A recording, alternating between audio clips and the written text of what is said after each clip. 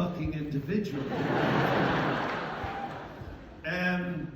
What a great place to have the first international show for, showing for this amazing crowd of people here, ladies and gentlemen.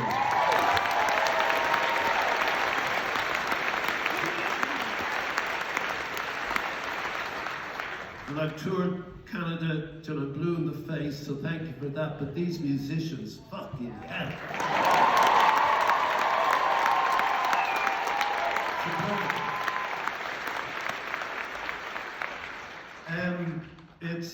It's great that this is opening here now, tonight, on Sunday, because, as we all know, tomorrow that bloated orange fool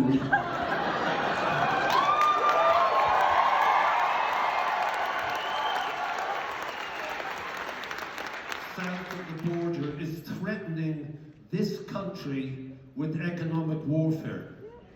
And be under no mistake that he's making a very grave mistake indeed.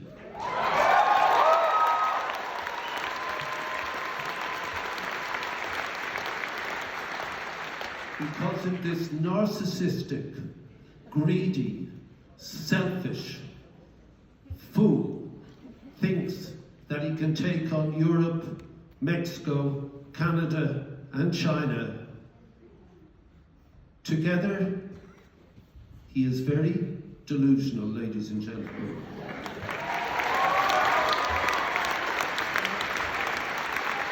Last week, for just 24 hours, this man withdrew all the medicines necessary, life-saving medicines necessary for the poorest people of our planet. He withdrew the food that they depend on for every one of the poorest people on this planet. Can you conceive of being such a person who has been elevated to the most senior, powerful position in the planet, that he would take away the richest nation on the planet, would take from the poorest child the food from their mouth? No. No. This is not allowed. And that's why this show, showbiz, voices, music, lights, is about other. And it's, as they say, it's together. The most improbable things happen. So Harvey, John and I wake up every morning. This morning I had a mail. No, hold on, I love this shit.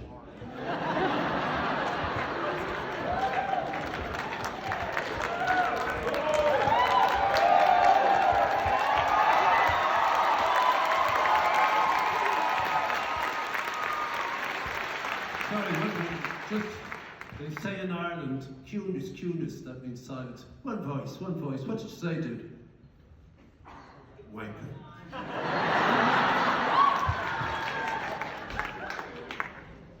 This morning we woke up, I had a telegram, an email from the chairman of the World Health Organization. Trump has removed their funding. Let's be clear. What the WHO does is warn all of us, the world, everyone, about the pandemics that are being bred or escaping or developing, and preparing and funding or organizing the vaccines that will save all of us. He's withdrawn it. He's put us again all in danger. Yesterday we woke up to a little email from a crowd of people in North Ethiopia for £15,000. £15,000, 30,000 bucks. The number of children who go to school. The schools had been destroyed 8 months ago, destroyed in the war. The females have been raped. The male children have been brought home and forced at gunpoint to rape the female members of their family, and if they couldn't or refused, they were killed. Tonight, this afternoon, Toronto, 25 million suffering from enforced famine in Sudan, mass gang rape, and if you're black, you're killed. Band-Aid is there on the border. Tonight's performance will give the Band-Aid Trust the money to still do that stuff. And as Bob says to John in the play, I just need you for an hour. 40 years on, he hasn't put him, he hasn't put one day in.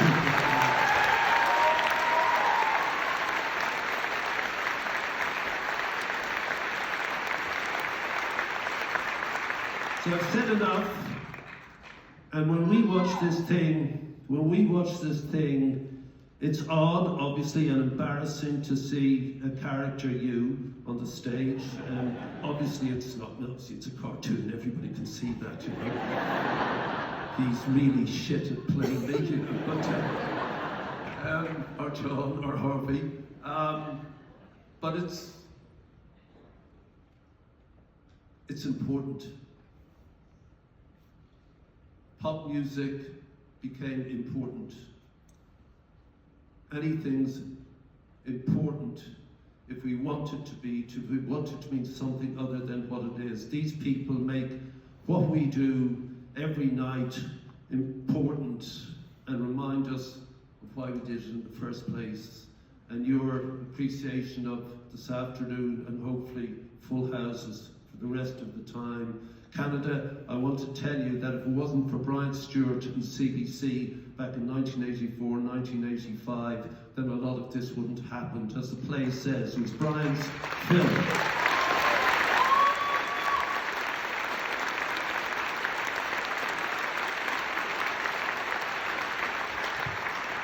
I'm taking too long as usual, but Harvey asked me and Bowie to go around to talk about what Bowie was going to do in his office. It was about 11 at night. And every evening at 6, I'd go to various rooms in the record company and do an interview with each of the national stations around the world, tell them what was happening. And I got to Canada, and the CBC people said, Bob, we'd like to look at this bit of film we made. And I didn't have time. I said, guys, no. They said, well, just take them with you. Went back upstairs, did some calls. I was going over to Harvey in Oxford Street. It was around the corner.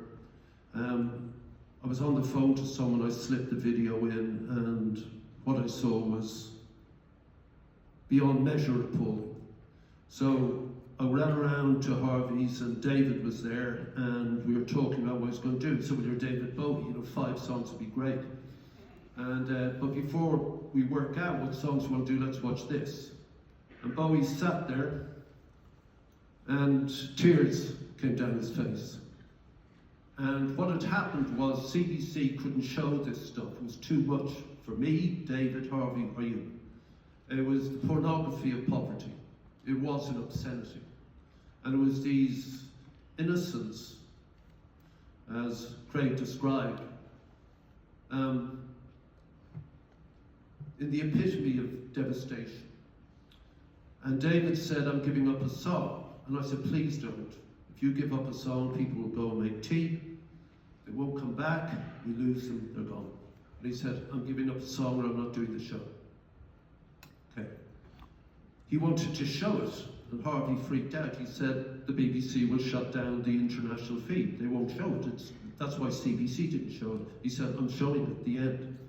So that's why after Heroes, David just said, I want you to watch this. And he points up. If you look at the YouTube channel, you'll see it.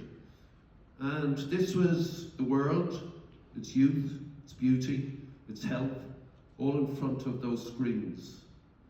And like you saw in the play, the girls got off the boyfriend's shoulders and tried to cover up themselves as if they were naked. The boys just stood there transfixed. But that was the moment where the phone lines collapsed, and we ended up, I don't know, what was it, John, within a week, $140 million, which in today's money is about $480 million in 1 week. And that was CBC.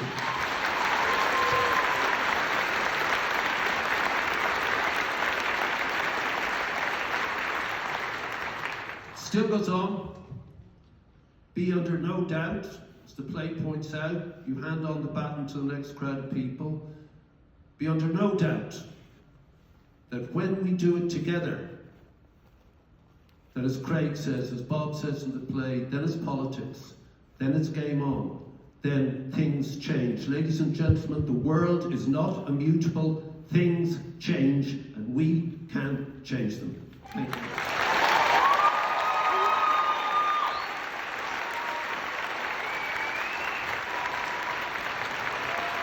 you.